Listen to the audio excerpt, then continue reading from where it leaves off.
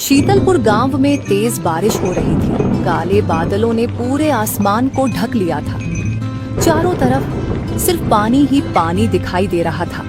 इसी मूसलाधार बारिश के बीच सावित्री अपने कच्चे घर के बाहर खड़ी थी। उसकी नजर बार बार अपने खेतों की तरफ जा रही थी। तभी अचानक उसका पति रामलाल दौड़ता दौड़ता घर पहुंचता है। उसके चेहरे पर एक बहुत बड़ी चिंता दिखाई दे रही थी। वह हांफते हुए बोलता है, सावित्री, सब खत्म हो गया। हमारी प्याज की पूरी फसल पानी में डूब गई। खेत में आधी फसल खराब हो गई। सावित्री, मुझे बहुत चिंता हो रही है। यह सुनकर सावित्री को बहुत बड़ा झटका लगता है। अजय, जल्दी खेत में चलते हैं और बची हुई फसल को एक तरफ कर लेते हैं। नहीं तो जो प्याज सही रहेंगे और वह भी पानी में रहेंगे तो वह भी खराब हो जाएंगे। चलिए जल्दी खेत में। वह दोनों दौड़े दौड़े उस तेज बरसात में खेत के तरफ दौड़कर जाने लगते हैं।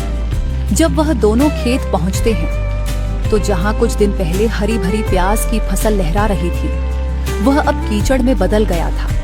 रामलाल की आंखों में आंसू आ जाते हैं। वह बोलता है, साल भर की मेहनत एक रात की बारिश ले गई। अब हम क्या करेंगे और अपना गुजारा कैसे करेंगे? सावित्री, मुझे तो कुछ समझ में नहीं आ रहा। अजय, हिम्मत रखिए। देखिए, अभी भी आधी फसल सही सलामत है। जल्दी जल्दी काम पर लग जाइए। रामलाल ने दुखी होकर अपनी पत्नी से पूछा, सावित्री, हम इन सड़े गले प्याज का क्या करेंगे? इन्हें तो कोई खरीदेगा भी नहीं अब। सावित्री ने कोई जवाब नहीं दिया। उसे भगवान पर पूरा भरोसा था कि सब ठीक हो जाएगा। इसी उम्मीद से वह प्याज को चुनने लगती है। रामलाल भी अपनी पत्नी को देखकर उसकी मदद करने लगता है।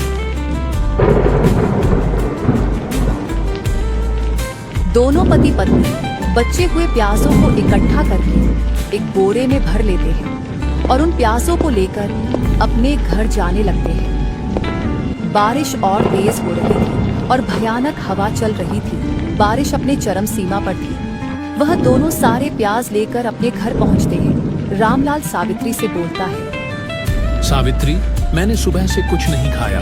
मुझे बहुत भूख लग रही है। तुम जल्दी से कुछ न कुछ बना दो। खाली पेट मेरा दिमाग काम नहीं कर रहा है। अजय, आटा तो खत्म हो गया है, तो क्यों ना मैं इन प्याज के पकौड़े बना दूं? ठीक है, तुम्हें जो बनाना है वो बनाओ, पर थोड़ा जल्दी बनाना सावित्री। मुझसे अब रहा नहीं जाएगा। ठीक है जी, बस आप 5-10 मिनट रुकिए, मैं जल्दी जल्दी बनाती हूँ। सावित्री गर्मा गर्म प्याज के पकोड़े तलने लगती है। उस बरसात में प्याज के पकोड़े की खुशबू दूर दूर तक फैल रही थी। बारिश से बचने के लिए पेड़ के नीचे खड़े पति पत्नी आपस में बोलते हैं, गायत्री, इतनी अच्छी खुशबू कहाँ से आ रही है? मेरे मुंह में तो पानी आ गया। लगता है कोई पकोड़े बना रहा है। मुझे लग रहा है ये खुशबू उस सामने वाले घर से आ रही है। मेरा इस मौसम में पकोड़े खाने का बहुत मन कर रहा है। गायत्री, चलो उनके घर चलते हैं और पकोड़े खाकर आते हैं। इसी बहाने इस बारिश से भी बच जाएंगे। अजी, किसी दूसरे के घर जाकर खाना अच्छा नहीं रहेगा। वह क्या सोचेंगे? हमारे बारे में देखो, कैसे खाने आ गए। तुम बस मेरे साथ चलो। तुम इतनी चिंता क्यों करती हो गायत्री? सारे इंसान एक जैसे नहीं होते। दोनों पति पत्नी सावित्री के घर के बाहर जाकर आवाज लगाते हैं, अरे, घर में कोई है? जरा बाहर आना तो।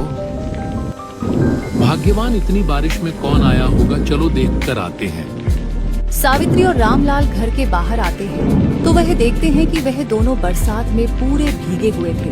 तभी सावित्री बोलती है, बोलो बेटा, क्या हुआ? तुम्हें कोई मदद चाहिए क्या? तुम तो पूरी तरह से भीग गए हो। अरे चाची जी, हम यही पेड़ के नीचे बारिश से बचने के लिए खड़े थे। हमें आपके घर से इतनी अच्छी खुशबू आ रही थी कि हम आपके घर खींचे चले आए और हमने देखा इसी बहाने हम इस बारिश से भी बच जाएंगे। सावित्री मुस्कुराते हुए बोलती है, अच्छा, तो ये बात है बेटा, आप लोगों को पकोड़े खाने हैं। आइए, अंदर आइए। सावित्री दोनों को एक एक प्लेट प्याज पकोड़े परोसती है। दोनों बड़े चाव से खा रहे थे। उन्हें बहुत समय बाद इतने टेस्टी पकोड़ी खाने को मिले थे। चाची जी, आपकी प्याज पकोड़े का कोई जवाब नहीं है। क्या आप दुकान लगाती हो प्याज पकोड़े की? और आपके घर इतने सारे प्याज हैं, इसलिए मन में आया तो पूछ लिया। नहीं नहीं बेटा, मैं कोई दुकान नहीं लगाती हूँ। सावित्री सारी बात उस आदमी को बताती है। जो जो उनके साथ उस दिन हुआ, यह सुनकर वह आदमी बोलता है, चाची जी, ये तो बहुत बुरा हुआ आपके साथ। चाची जी, मैं आपको एक सुझाव देना चाहता हूँ। क्यों ना आप प्याज पकोड़े बेचना शुरू करो। लोगों को आपके प्याज पकोड़े बहुत पसंद आएंगे। बेटा सुझाव तो अच्छा है, लेकिन बेटा दुकान लगाने के लिए हमारे पास कोई पूंजी नहीं है। बेटा हम गरीब आदमी एकदम से दुकान लगाने के लिए कैसे सोच सकते हैं। चाची जी, आपने मुझे बेटा कह दिया है तो आप मुझे बेटा होने का फर्ज भी निभाना दीजिए।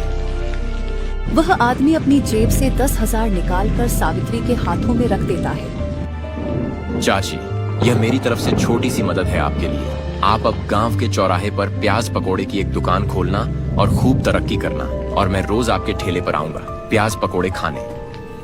बेटा तुम तो बहुत अच्छे इंसान हो लगता है। तुम्हारे माँ बाप ने तुम्हारी बहुत अच्छी परवरिश की है। भगवान तुम दोनों को सारी खुशी दे। ठीक है चाचा चाची, अब हम चलते हैं। बारिश भी रुक गई है और शाम भी होने लगी है। हम फिर मिलेंगे। यह कहकर वह दोनों वहाँ से चले जाते हैं। रामलाल और सावित्री के लिए यह कोई फरिश्ते से कम नहीं थे।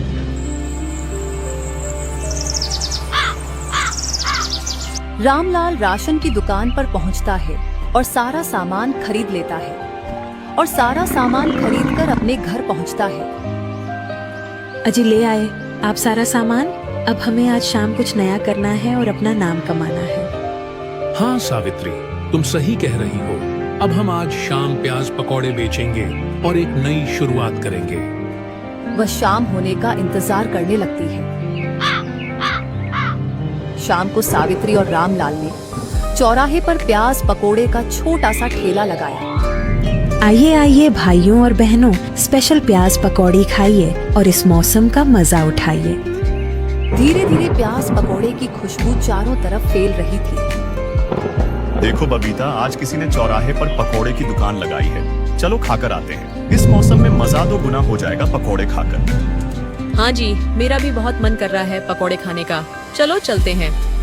देखते ही देखते उस मौसम के मजे लेने के लिए लोग प्याज पकोड़े खाने के लिए भीड़ लगा देते हैं। आंटी जी, जल्दी जल्दी एक प्लेट लगाइए। मुझसे अब रहा नहीं जाएगा। मेरे मुंह में तो पानी की नदी बह रही है। बेटी अभी लगाती हूँ, तुम बस 1 मिनट रुको। सावित्री सभी को काला नमक लगाकर प्याज पकोड़े परोसती है। सभी लोग बड़े चाव से खा रहे थे। यह देखकर दोनों पति पत्नी बहुत खुश थे। आंटी जी, आपके प्याज पकोड़े का कोई जवाब नहीं है। इतने कुरकुरे और चटपटे, मैं तो आपकी दीवानी हो गई हूँ। बस बेटा, यह आप लोगों का प्यार है बेटा। आप हमारी दुकान पर ऐसे ही आते रहना और इसी तरह प्यार बनाए रखना। उनके ठेले पर लगातार नए नए लोग आ रहे थे और प्याज पकोड़े खा रहे थे। थोड़ी ही देर में सारा सामान खत्म हो जाता है। सावित्री और रामलाल सारा सामान जमा करके अपने घर के लिए रवाना हो जाते हैं। आज की कमाई देखकर दोनों बहुत खुश थे। अगले दिन सावित्री और ज्यादा सामान तैयार करती है। शाम को वह दोनों पूरी लगन के साथ काम कर रहे थे और लोगों को गर्मा गर्म पकोड़े खिला रहे थे। तभी उनके ठेले पर वह दोनों पति पत्नी आते हैं जिन्होंने उनकी मदद की थी और प्याज पकोड़ा बेचने का आइडिया दिया था। और चाची, कैसा चल रहा है सब? अपने तो अपने स्वाद से लोगों का खूब प्यार कमा लिया और खूब मेहनत भी कर रहे हो। मुझे देखकर बहुत अच्छा लगा। बेटा, यह सब तो तुम्हारे वजह से हुआ है। अगर तुम हमारी मदद नहीं करते और यह सुझाव नहीं देते तो आज हम 2-2 रोटी के लिए मोहताज रहते हैं। नहीं नहीं चाची, ये तो आपकी मेहनत का कमाल है। ये सब छोड़ो चाची, आप हमें प्याज पकोड़े खिलाइए। देखते ही देखते कुछ महीने इसी तरह बीत जाते हैं। सावित्री ने अपना खूब नाम कमाया और खूब मेहनत की और अपना एक छोटा सा घर खरीदा और दोनों पति पत्नी खुशी खुशी रहने लगते हैं।